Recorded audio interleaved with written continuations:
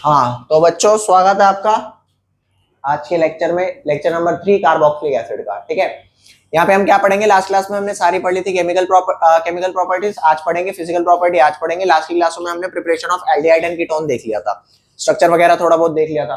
तो आज स्टार्ट करते हैं क्या? फिजिकल प्रॉपर्टी ऑफ, गिर जा भाई पहले। फिजिकल प्रॉपर्टी ऑफ, टॉपिक क्या है? Physical properties of aldehydes, aldehydes and ketones। ठीक है, तो अब आपको यहाँ पे 3 कंपाउंड एक्सप्लेन करता हूँ, चेक करके देखना यहाँ पर क्या क्या लिख रहा हूँ। एक लिख रहा हूँ मैं, सपोज ब्यूटेन लिख रहा हूँ। क्या लिख रहा हूँ? ब्यूटेन लिख दूं? ब्यूटेन लिखूं, पेंटेन लिखूं? बस एक सेकंड रुक जाओ, ब्यूटेन लिख देता हूँ।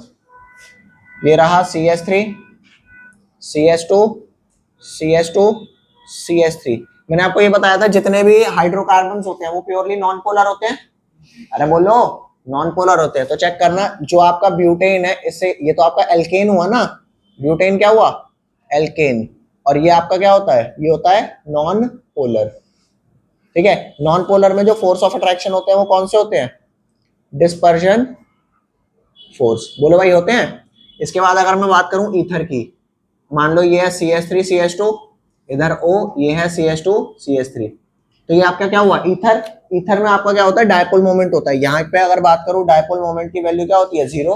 लेकिन यहाँ पे डायपोल मोमेंट की क्या होती है वैल्यू? नॉन जीरो, मतलब कुछ इसकी वैल्यू होती है। तो यहाँ पे तो डायपोल 0 था, तो मैंने बोला कि ये नॉन पोलर है। और ये क्या है? डिस्पर्शन फोर्स है, लैंडन फोर्स जिसे बोलते हैं। यहाँ पे डायपोल मोमेंट की कुछ वैल्यू होती है, तो मतलब एक कंपाउंड डायपोल है। ठीक है, तो इनके बीच में अगर मैं बात करूं, ईथर के बीच में, तो फोर्स ऑफ अट्रैक्शन कौन से लगेंगे? क्योंकि ये पोलर है ना, तो यहाँ पे फोर्स ऑफ अट्रैक्शन कौन से लगेंगे guys? Dipole dipole interaction.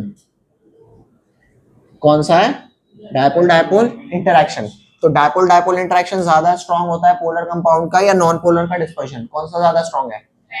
Dipole dipole वाला तकरीबन ज्यादा स्ट्रांग होता है। ठीक है, फिर इसके बाद अगर मैं आ जाऊं ऐसे ही 4 कार्बन का कोई एल्डिहाइड ले लो, CH3 CH2 CH2 COH। यहाँ पे भी क्या है? देखो, डायपोल इसका भी है, डायपोल उसका भी है। इसका डायपोल जो है उतना स्ट्रांग नहीं है, थोड़ा कम है। इसका डायपोल नॉन जीरो है, लेकिन थोड़ा कम वैल्यू होती है, कम वैल्यू होती है। ठीक है भाई। अरे किसकी कम वैल्यू होती है? डायपोल मोमेंट की। जबकि इसमें भी क्या होता है? ये भी पोलर होता है। क्या ये एल्डिहाइड्स हैं? ये भी क्या है? पोलर है। यहाँ पे भी डायपोल डायपोल इंटरेक्शन है। ठीक है, डायपोल डायपोल इंटरेक्शन। लेकिन है नहीं, इसमें लेस नहीं है। इसमें ईथर वालों से थोड़ी ज्यादा डायपोल की वैल्यू होती है। तो इनका डायपोल डायपोल इंटरेक्शन थोड़ा क्या होता है? कम होता है। इनका डायपोल डायपोल इंटरेक्शन थोड़ा सा ज्यादा होता है। तो यहाँ पे क्या है वही डायपोल डायपोल, लेकिन पोलैरिटी ज्यादा है, तो इनकी म्यू की वैल्यू क्या होती है? थोड़ी सी ज्यादा। समझ रहे हो? अरे थोड़ी सी ज्यादा मतलब मान लो ईथर से तो ज्यादा ही होती है। ठीक है, तो इनकी डायपोल की वैल्यू भी क्या होती है? नॉन जीरो होती है, लेकिन इनकी बड़ी वैल्यू होती है। जैसे उनकी छोटी वैल्यू थी ना, कम वैल्यू थी, इनकी क्या है? बड़ी वैल्यू। इस है, समझा नहीं? यहाँ बताता हूं, तू बता। HF भी एक डायपोल है और HCl भी एक डायपोल है, किसका डायपोल ज्यादा होगा? HF का, HCl का? है HCl का क्यों ज्यादा होगा? अबे फ्लोरीन ज्यादा इलेक्ट्रोनेगेटिव है भाई, HF का डायपोल मोमेंट ज्यादा होगा। अरे बोलो, सिंपल सी बात है यार। देख, तुम्हारे को एक बात बताता हूँ। जैसे हम बात करें कि भाई गाड़ी तो हर आदमी लेके घूम रहा है, लेकिन क्या सारे गाड़ी वाले अमीर है? कुछ की कुछ की कुत्तों जैसी हालत है। गाड़ी तो है, वैगनार ले ली ये भाई गाड़ी है। तो कम से कम 10-12 लाख की हो तब तो आदमी अमीर सा माने, 20 लाख की हो तब तो अमीर माने। कम से कम भी आप मान रहे हो, ये 2-4 लाख की गाड़ी होती है, ऐसे कोई लाख मार के निकल जाता है। तो सिंपल सी एक बात है, डायपोल मोमेंट इसका क्या है? कम है डायपोल डायपोल ही, लेकिन इसका डायपोल कम है। इनका तो है ही नहीं, इनसे तो ज्यादा ही है।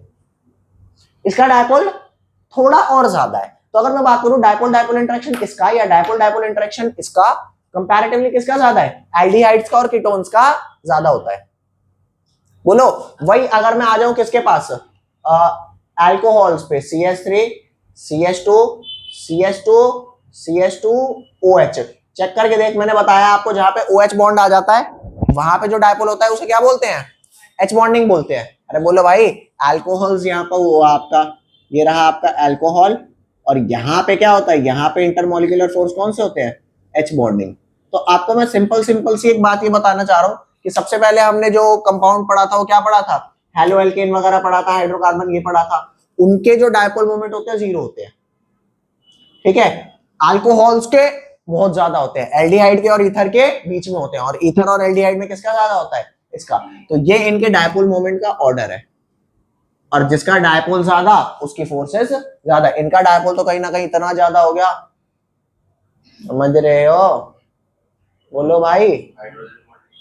हाँ, जब भी डायपोल या तो HF, HO या HN बॉन्ड की वजह से आती है डायपोल, तो इनकी बॉन्डिंग को H बॉन्डिंग बोलते हैं एज कंपेयर टू इनको डायपोल डायपोल बोले, ठीक है। ये भी मैं आपको बता दूंगा। तो यहां ध्यान देना, मैं सिंपल सी बात क्या कह रहा हूं कि अगर boiling point, intermolecular force of attraction देखे तो किसका ज्यादा है? उन अल्कोहल्स का ज्यादा होगा as compare to aldehydes, as compare to ether. क्यों?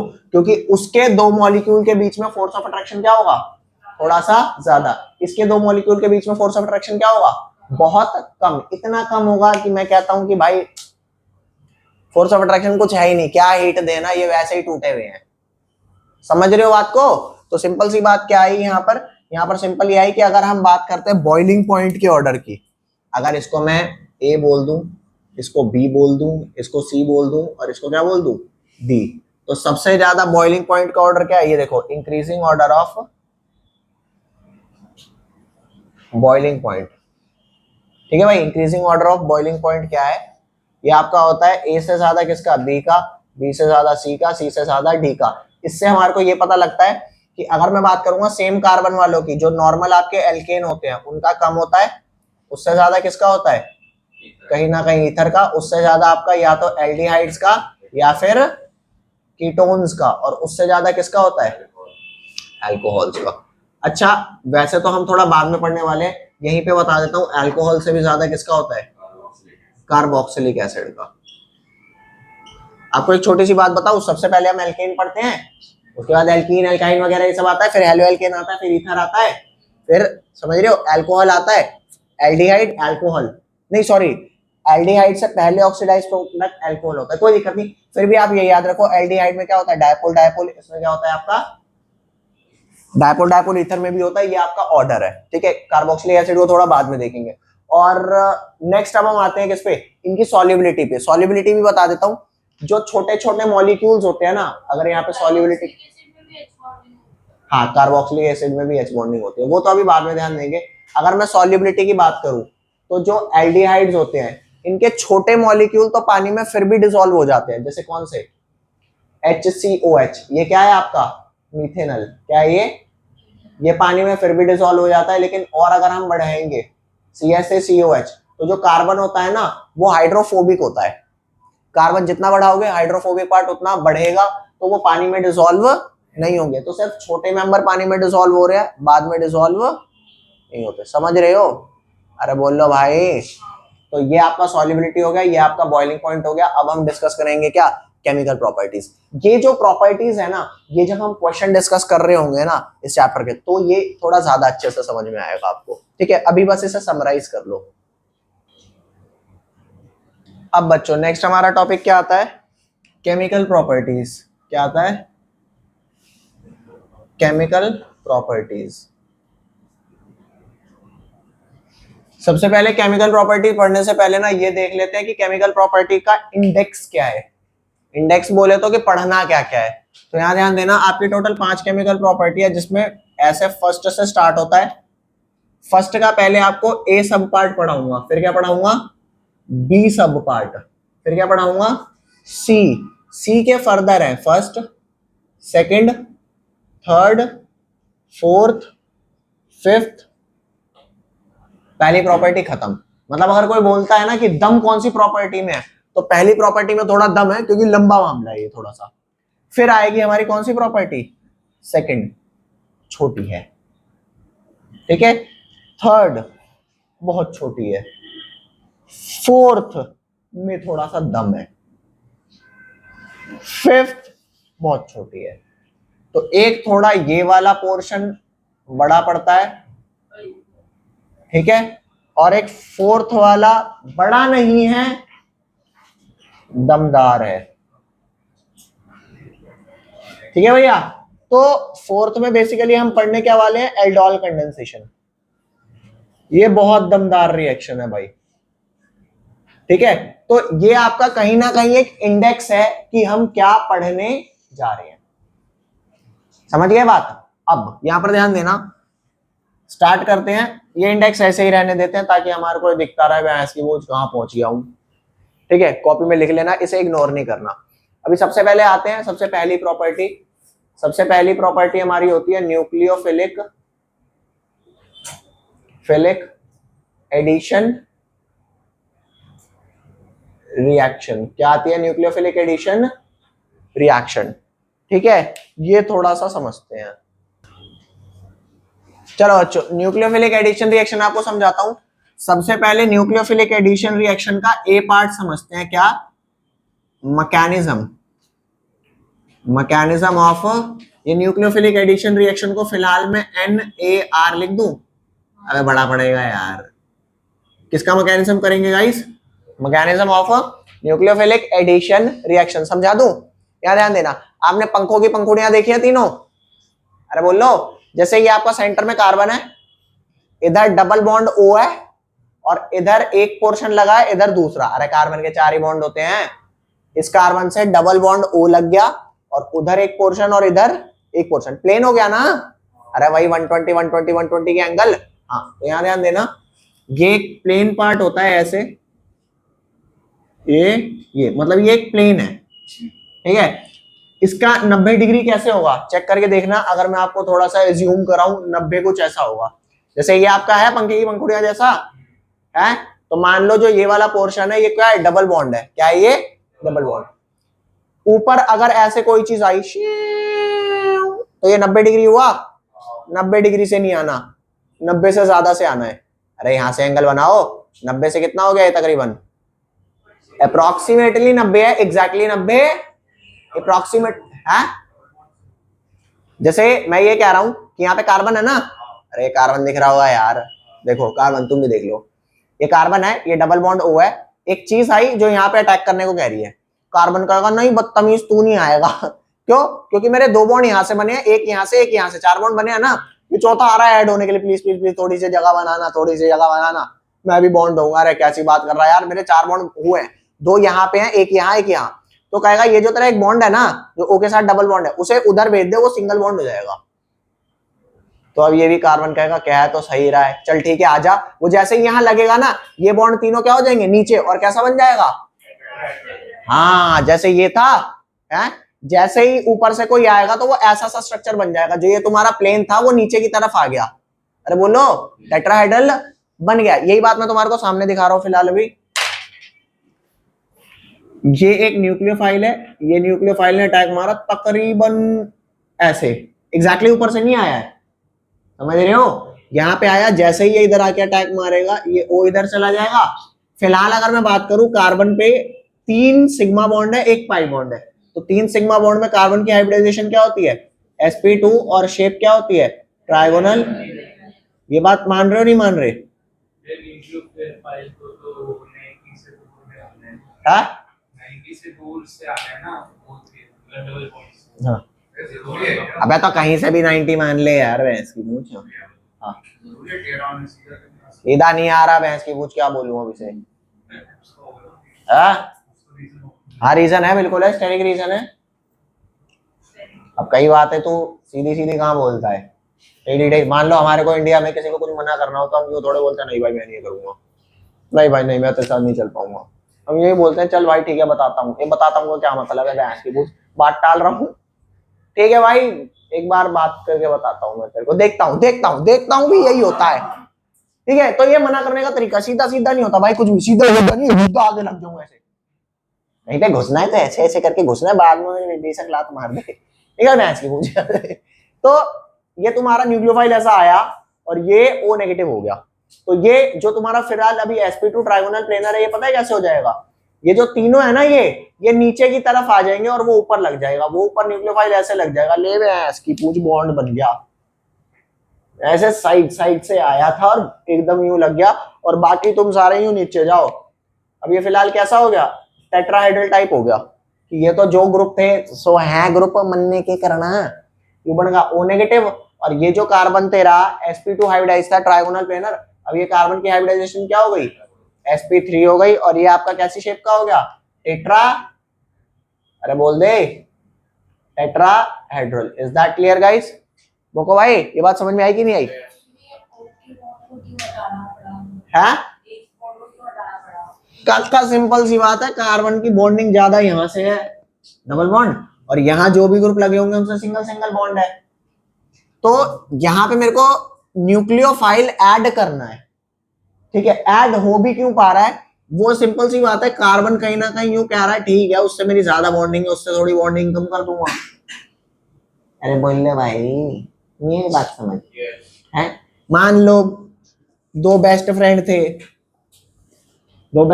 थे, कोई तीसरा बढ़ गया इनके बीच में, गर्लफ्रेंड या बॉयफ्रेंड, तो इन बेचारों की बॉन्डिंग क्या हो जाएगी?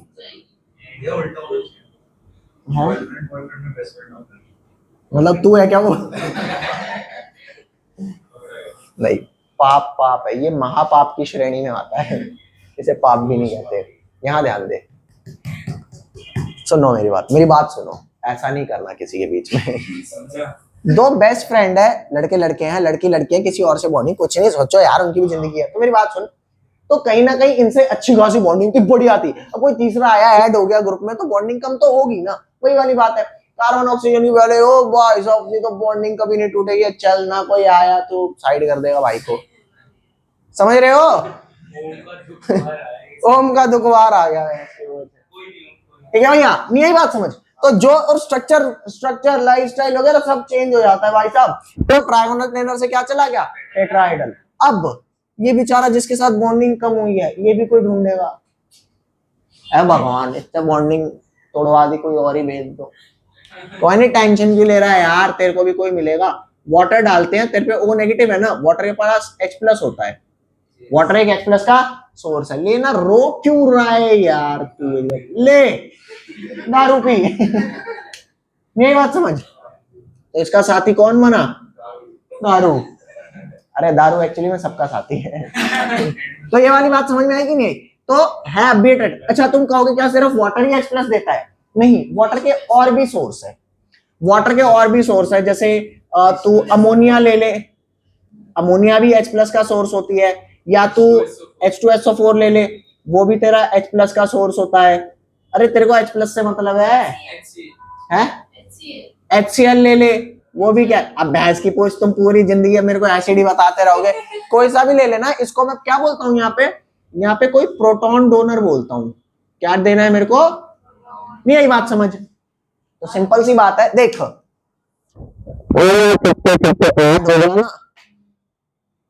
समझ रहे हो? चेंज हो गया, सब चेंज हो गया, ठीक है भैया। तो ये है mechanism of nucleophilic addition reaction. अब मैं आपको ये बताऊंगा आपकी पहली प्रॉपर्टी थी NAR, तो अब आ गया मैकेनिज्म ऑफ NAR। अब ये आएगा कि एल्डिहाइड कीटोन में रिएक्टिव कौन ज्यादा है। एक बार उनकी रिएक्टिविटी पता लग गई, तू कम है मैं ज्यादा हूं, ये पता लग गया, तो उनके पढ़ेंगे 5 एग्जांपल्स, खत्म। देख अगर एक मतलब वेल बिहेव्ड मैनर में पढ़े तो ये मतलब समझना थोड़ा मुश्किल नहीं है, ठीक है। लेकिन अगर आप ऐसे ही पढ़ोगे ना, कभी फर्स्ट आ जा रही है, कभी सेकंड आ जा रही है, कभी सेकंड का फर्स्ट आ रहा है, तो भैंस की वो तुम कह रहा है क्या करा रहा है। दोबारा सुन, NAR मेन प्रॉपर्टी, उसका मैकेनिज्म, एल्डिहाइड कीटोन की रिएक्टिविटी, देन सम एग्जांपल्स। ये छोटा है, थोड़ा सा दमदार ये है, ये होते के साथ ही 90% चैप्टर डन, 90%। हाँ तो इसको फटाफट लिखो जल्दी से बच्चों। ये देखना, इसमें एक छोटी सी चीज रह गई कि ये स्टेप जो होते हैं ना थोड़े रिवर्सिबल से होते हैं। कैसे होते हैं? बस आपको एक चीज और बताता हूं, ये स्टेप स्लो होता है, किसी से बॉन्ड तोड़ना, किसी और से बनाना थोड़ा स्लो प्रोसेस है, लेकिन वंस टूट गया चलना कौन ध्यान दे रहा है, आगे मूव करो। ये प्रोसेस थोड़ा सा फास्ट है, ठीक है। अब नेक्स्ट आते हैं रिएक्टिविटी पे। मैं लेफ्ट पार्ट मिटा रहा हूं, लिख लो। तो बच्चों नेक्स्ट, जैसे हमने ये देखा, मैकेनिज्म देख लिया न्यूक्लियोफिलिक एडिशन रिएक्शन का। हमारे को ये पता है कार्बोनाइल ग्रुप है, कार्बोनाइल ग्रुप में ये थोड़ा गरीब है, ये थोड़ा रईस है, खींचता है बॉन्ड और वो किसी और को ढूंढ लेता है, समझ रहे हो। तो ये कहीं ना कहीं इनके नेचर में है, ठीक है। तो कुल मिला के अभी हम बात बस ये करने वाले हैं कि एल्डिहाइड्स और कीटोन की हमने प्रिपरेशन देख लिया। अब हम देख रहे हैं कौन ज्यादा रिएक्टिव है, कौन कम रिएक्टिव है। छोटी सी चीज देखनी है, ज्यादा कुछ नहीं देखना। तो यहाँ पर आ जाते हैं, यो रहा एल्डिहाइड, बस समझना है इसे। ये रहा एल्डिहाइड और यहाँ पे क्या है, कीटोन, ठीक है। ये रहा एल्डिहाइड कुछ ऐसा सा, ये और यहाँ पे ये रहा थोड़ा सा कीटोन, थोड़ा सा कीटोन है भाई, ठीक है।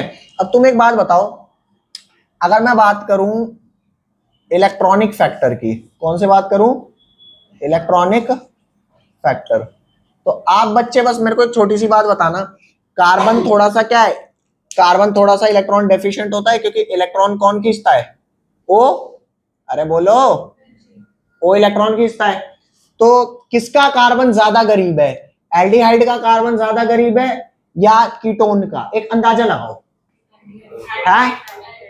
एल्डिहाइड का ज्यादा करीब है, बताऊं क्यों, क्योंकि एल्डिहाइड से जब ओ ने इलेक्ट्रॉन खींचे तो यहाँ पे एक एल्काइल ग्रुप था इलेक्ट्रॉन डोनेट करने के लिए। की पूछ, अरे बोलो यार, सिंपल सी बात है, हम जितने गरीब हैं उतने हैं। अगर हमारा एक रिश्तेदार अमीर हो तो हमें हर बार उसके पास जाना पड़ेगा, भाई थोड़ा सा देख लो, इतना कमा रहे हो, थोड़ी बहुत चार हमारे ऊपर भी कर दो, है ना। हाँ वही है ना, 10-12 होने चाहिए, 10-12 ऐसे अपने वो होने चाहिए रिश्तेदार। एक का नंबर 2001 में आया तो अब उसका नंबर दोबारा 2012 में ही आ रहा है, इतने अंतराल पे तो कर देगा। तो यहाँ पे क्या है, कार्बन गरीब है, ये एक मिथाइल ग्रुप है डोनेट करने के लिए, यहाँ क्या है, ओहो, दो। तो मेरी छोटी सी बात सुनना, किसी बाहर से न्यूक्लियोफाइल में बॉन्ड अगर करना हो तो कौन इजीली करेगा बॉन्ड, जो गरीब है या जो नहीं है, जो गरीब है। यार सिंपल सी बात है, कार्बन पे थोड़ी सी पॉजिटिव चार्ज थी, इलेक्ट्रॉन डेफिशिएंसी थी, तभी तो न्यूक्लियोफाइल उसका फायदा उठा रहे ना, ये लो जी। अब कोई बैंक जाके यूं कहेगा ना, हाँ भाई अंबानी बता भाई क्या लोन चाहिए, बता दे जल्दी से, अंबानी कहे कान के नीचे देता हूं तेरे को, मतलब तुम उसे लोन दोगे, मतलब क्या बातें कर रहे हो भाई, ठीक है, समझ रहे हो। तो वही वाली बात है, लोन किसे चाहिए, लोन एक नॉर्मल आदमी को चाहिए, हाँ भाई बता कितना लोन दोगे, ठीक है। तो सिंपल सी बात ये, यहाँ पे कार्बन क्या है, गरीब, थोड़ा ज्यादा, इसके रिलेटिव्स उतने अमीर नहीं है कि इसे इलेक्ट्रॉन दे, तो इसे बाहर से लेना पड़ता है। और यहाँ पे रिलेटिव्स क्या है, अमीर है, इनको बाहर से लेना। तो यहां ध्यान देना, इलेक्ट्रॉनिक फैक्टर में बात करूं तो यहाँ पे मैं सिंपल एक छोटी सी बात लिख दूंगा कि carbonyl carbon, carbonyl carbon of aldehyde is more electron deficient as there is only one electron donating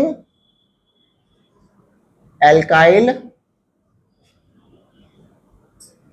group। नहीं आई बात समझ, अरे बोल दे, एक ही अल्काइल ग्रुप डोनेटिंग ग्रुप है ना, while in ketone there are, अरे बोल लो, while in ketone there are two such groups, बोलो बे, नहीं आई बात समझ है। इस वाले को फटाफट लिखो, नेक्स्ट बताता हूं आपको। नेक्स्ट आता है बच्चों क्या, ये आपका पहले इलेक्ट्रॉनिक फैक्टर आपने देख लिया, अब नेक्स्ट फैक्टर आता है स्टेरिक फैक्टर। हाँ देख, दो पार्ट है, जैसा सिंपल सी बात है, एक चीज है कि एल्डिहाइड और कीटोन में कीटोन क्यों कम रिएक्टिव है, एल्डिहाइड क्यों ज्यादा रिएक्टिव है। पहली बात, गरीब है बेचारा, कोई अपने ही रिलेशन में कोई मदद नहीं कर रहा, तो बाहर वालों से मदद मांग रहा है न्यूक्लियोफाइल से, तो भाई रिएक्टिविटी और क्या होती है। अब नोबल गैसेस क्यों रिएक्ट नहीं करती, ना इलेक्ट्रॉन लेती है ना देती है, गैस की पूछ, अरे बोलो, समझ रहे हो? यहाँ ध्यान देना, यहां पर पहली बात तो न्यूक्लियोफाइल आ नहीं पा रहा, क्यों? तू कम गरीब है, बाहर से न्यूक्लियोफाइल की जरूरत है। और दूसरी बात, अगर न्यूक्लियोफाइल थोड़ा आ भी रहा है तो तू अप्रोच करने के लिए इतने बड़े बड़े ग्रुप्स की वो दे रहा है, हिंड्रेंस। जबकि यहां पे क्या है, एक बड़ा ग्रुप है और एक ग्रुप क्या है, बोलो। ये रिएक्टिव ज्यादा क्यों था? ये थोड़ा गरीब ज्यादा था, तो न्यूक्लियोफाइल आंदो। तो न्यूक्लियोफाइल जब आया ना तो इसने स्टेरिक हिंड्रेंस भी प्रोवाइड नहीं करी। क्यों? क्योंकि एक ही बड़ा ग्रुप था, एक ग्रुप। पहली बात ये क्या रहा था, ऐसा जी मैं तो गरीब हूं, मेरे रिलेटिव अमीर है। और जब न्यूक्लियोफाइल आया तो इनने बाहर बड़े बड़े बाउंसर खड़े कर दिए, निकल गए इसकी गलती से भी नहीं घुसना घर में। अरे समझ रहे हो? नहीं समझ रहे क्या चाह रहा है यार? गेट वेट मत निकाल दियो भाई। तो नहीं आई बात समझ? तो अगर मैं इलेक्ट्रॉनिक फैक्टर में बात करूं तो भी कार्बोनाइल कार्बन एल्डिहाइड का ज्यादा रिएक्टिव है, ठीक है। और अगर इसकी बात करूं कीटोन की, तो कीटोन का कम रिएक्टिव है। लेकिन अगर बात करें स्टेरिक फैक्टर में, स्टेरिकली कौन हिंडर दे रहा है? ये थोड़ी सी हिंड्रेंस भी दे रहा है। तो न्यूक्लियोफाइल फाइनली कहता है ये कीटोन नाम की जाति बड़ी खराब है, इन पे जाने का ही नहीं, यहाँ पे सेल वेल नहीं होती, अपनी बॉन्डिंग नहीं होती, समझ रहे हो? एल्डिहाइड से बॉन्डिंग करो, ये पोपलू है, ये बॉन्डिंग करेगा, ठीक है भाई। तो स्टेरिक फैक्टर में अगर बात करूं तो यहां पर क्या लिख देंगे, सिंपल मैं इसी को लाइनें लिख देता हूं कि carbonyl carbon of ketone contain two big alkyl group which provide steric hindrance to the incoming nucleophile। यहां लिखना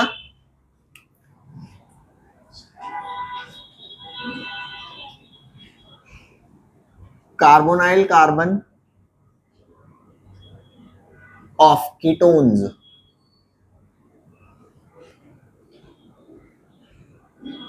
प्रोवाइड टू बल्की ग्रुप्स हैं। कार्बोनाइल में एल आता है, सही बात है। टू बल्की ग्रुप्स, जो carbonyl carbon of ketone provide two bulky groups, है ना, विच प्रोवाइड स्टेरिक हिंड्रेंस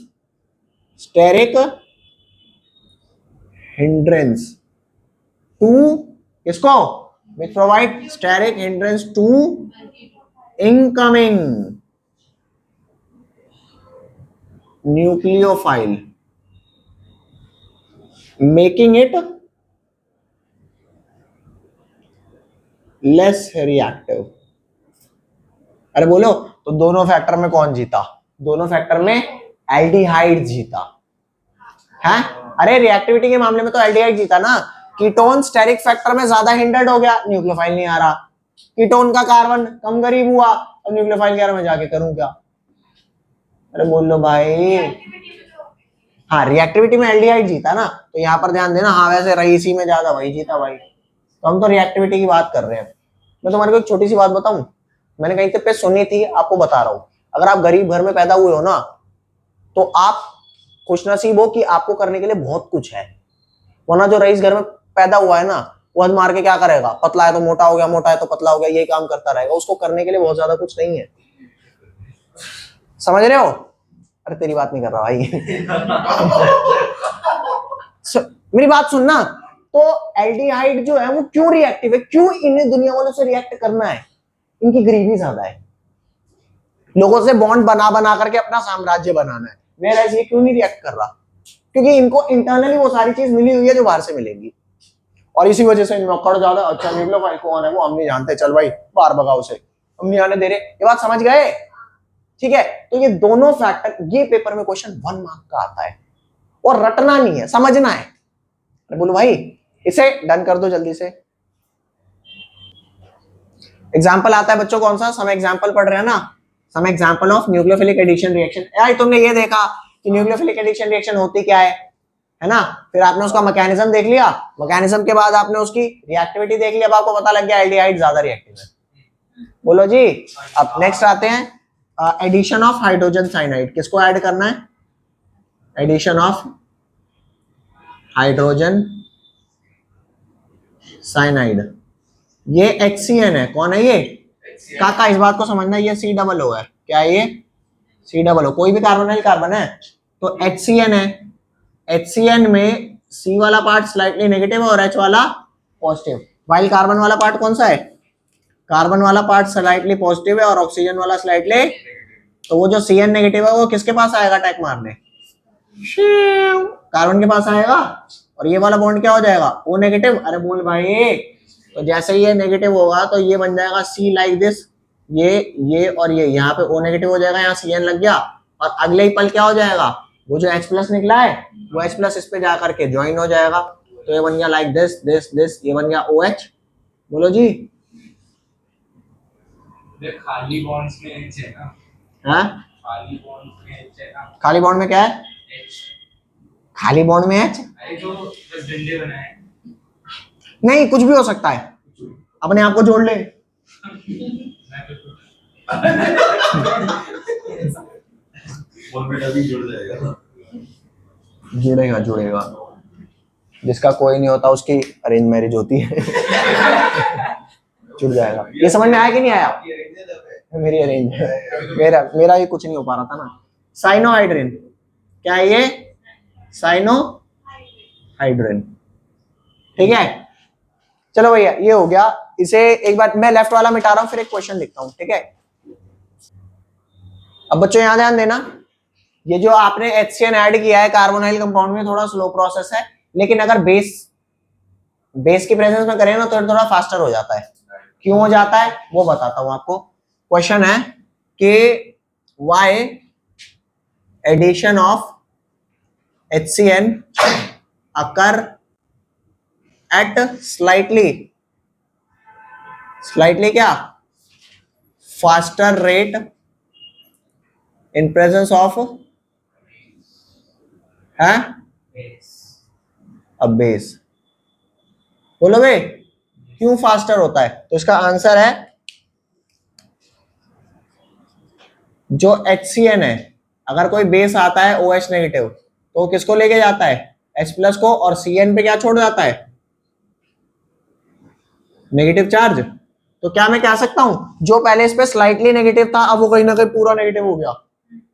अरे बोलो, पहले क्या था? स्लाइटली नेगेटिव, किसी और से बॉन्ड करने में दिक्कत हो रही थी। क्यों? क्योंकि पहले कहीं ना कहीं बॉन्डेड है, लेकिन ये छोड़ के भाग गया किसी और के साथ, तो ले हम भी फ्री हैं अब। नहीं एक बात समझ, तो यहां पर लिखना in the presence of base, in the presence of a base, ठीक है भैया, in the presence of a base nucleophilicity, क्या है? Nucleophilicity of cyanide ion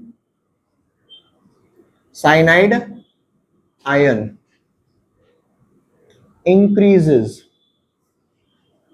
okay, making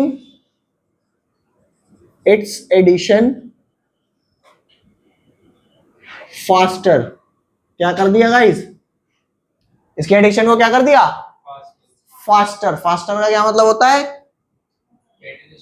तेज कर दिया भैंस की पूंछ। ठीक है भाई, चलो आज की क्लास में बस इतना करना है। हमने पहली प्रॉपर्टी जो न्यूक्लियोफिलिक एडिशन रिएक्शन थी उसका क्या देखा? रिएक्टिविटी देखा, मैकेनिज्म देख लिया, सम एग्जांपल ने पहला एग्जांपल देख लिया। 4 एग्जांपल होते के साथ ही आपका चैप्टर 60% खत्म हो जाता है, 60-70 के अराउंड पहला खत्म होता ही। उसके बाद चैप्टर बचा नहीं, मात्र 3 साढ़े 3 क्लास का चैप्टर है, खत्म हो जाएगा ये। ठीक है, चलो ओके, बाय बाय।